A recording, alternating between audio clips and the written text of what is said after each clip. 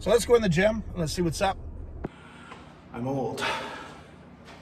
I have to wear a mouth guard because I've broken a lot of teeth with how hard I've clenched. I'm in the gym. Sometimes I wear wrist straps if I need them. I know a lot of people out there don't get it. They're like, oh, what do you need wrist straps for? I use my elbow sleeves sometimes just to help my elbows a little bit. I use knee sleeves when I'm training my legs. I gotta put this shit on my knees because of how much they ache before I even start. I can tell the weather.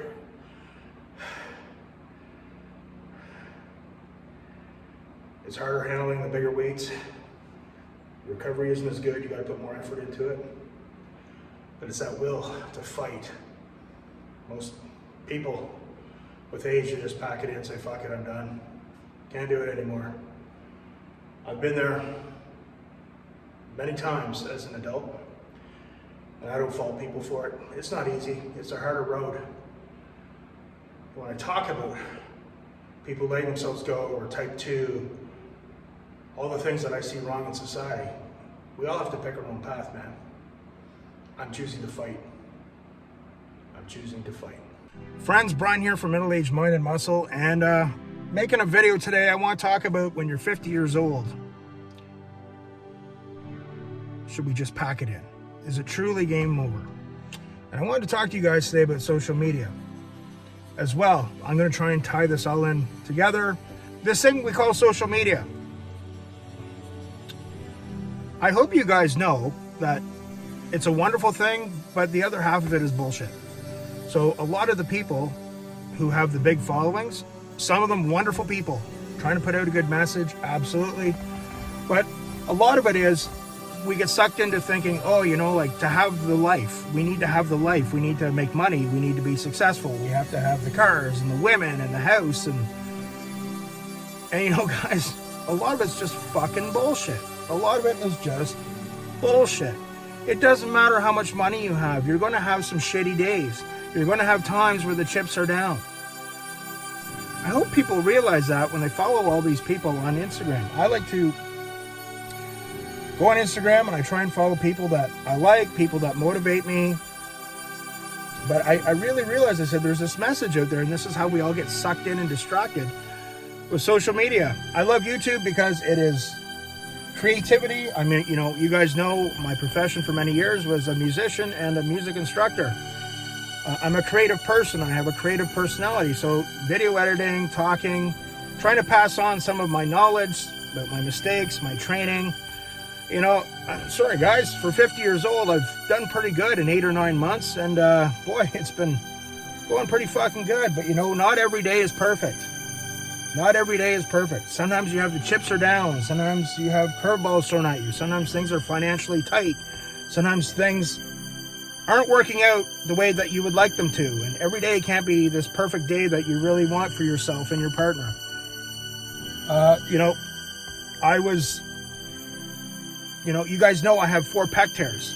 So I can't bench anymore. And I sure as fuck can't bench what I used to be able to bench. One of my favorite exercises is close grip bench for building mass in my triceps. I still do them, but you know, I got a bench press sling months ago. It helps me, it protects my pecs.